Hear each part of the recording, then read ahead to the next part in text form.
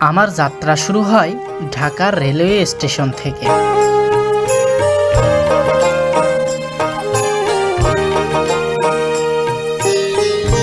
বাংলাদেশের প্রকৃতি যে কত সুন্দর সেটা দুচোখ ভরে উপভোগ করার জন্য আপনাকে অবশ্যই ট্রেনে ভ্রমণ করতে হবে। ট্রেন ছাড়া অন্য কোনো মাধ্যমে বাংলাদেশের প্রকৃতি এবং রূপ সৌন্দর্য পরিপূর্ণভাবে উপলব্ধি করা সম্ভব নয়। রেললাইনের দুই পাশে বিস্তর ফসলের মাঠ, তার ওপারে অনেক দূরে কালো কালো গ্রাম, ঝাপসা কুয়াশায় ঢাকা। এ এক অপূর্ব সৌন্দর্য। মাঝে মাঝে কৃষকের কর্মব্যস্ততা, লাঙল জোয়াল নিয়ে ফুল ফসলের চাষবাস, মাঝে মাঝে নদী, খাল, বিল, জলাশয় দৃষ্টিকে কেড়ে নিচ্ছিল।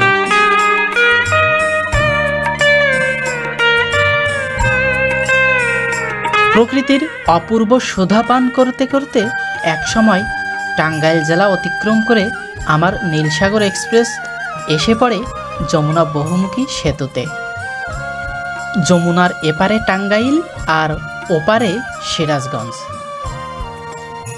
যমুনা নদীর ওপর এখন যমুনার রেল সেতু নির্মাণ হচ্ছে।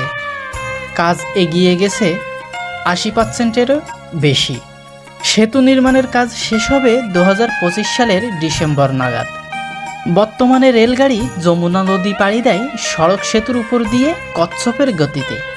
রেল সেতু নির্মাণ শেষ হলে ট্রেনগুলো পরিপূর্ণ গতিতে সেতুর উপর দিয়ে চলাচল করতে পারবে।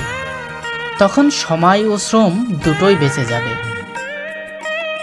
বর্ষাকাল ব্যতীত গ্রীষ্ম এবং শীতকালীন সময়ে পানি কমে যাওয়ায় যমুনার বুকে জাগে বিস্তর চর। এই চরে চাষিরা করে ফুল ফসলের চাষ। পদ্মা নদীতে ভারতের ফারাক্কা বাঁধের কারণে বাংলাদেশের নদীগুলোর এই অবস্থা। তবে শুষ্ক মৌসুমেও যমুনার বুকে কয়েকটি জায়গায় রয়েছে গভীরতা। সেখান দিয়ে নৌকো, বোট, লঞ্চ, কার্গো ইত্যাদি চলাচল করে। আর বর্ষাকালে থই থই করে যমুনার বুক।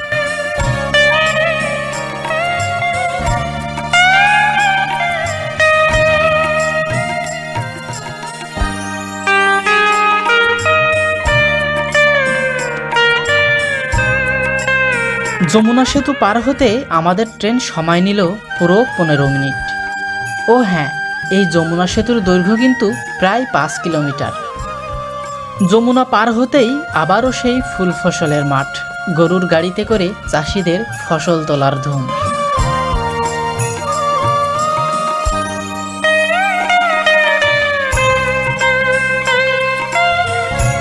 একসময় আমরা এসে পড়লাম চলন বিলে। চলন বিলের এক জায়গায় রেল লাইন চালু রেখেই চলছিল রেল সেতুর মেরামত কাজ। বেশ ঝুঁকিপূর্ণ ছিল কাজটি।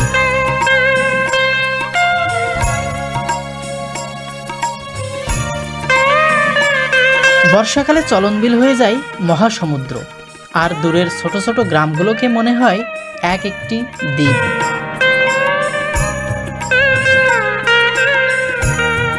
যা হোক, সবুজ প্রকৃতির বুক চিরে আমাদের রেলগাড়ি দুর্দান্ত গতিতে আবারও ছুটে চলেছে।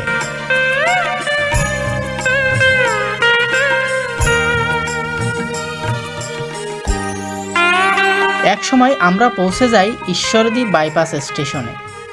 সেখানে আগে থেকেই অপেক্ষা করছিল আরও একটি ট্রেন। আমরা ঢুকতেই সেটা ছেড়ে দিল। দুই ট্রেনের ক্রসিং বেশ উপভোগ্য ছিল।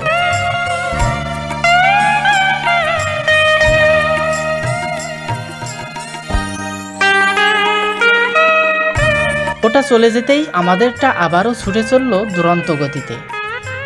দুই পাশে মনোরম প্রকৃতি, কখনো কখনো রক্তরাঙা শিমুল ফুল, সবকিছুই দৃষ্টির গভীরে প্রবেশ করছিল।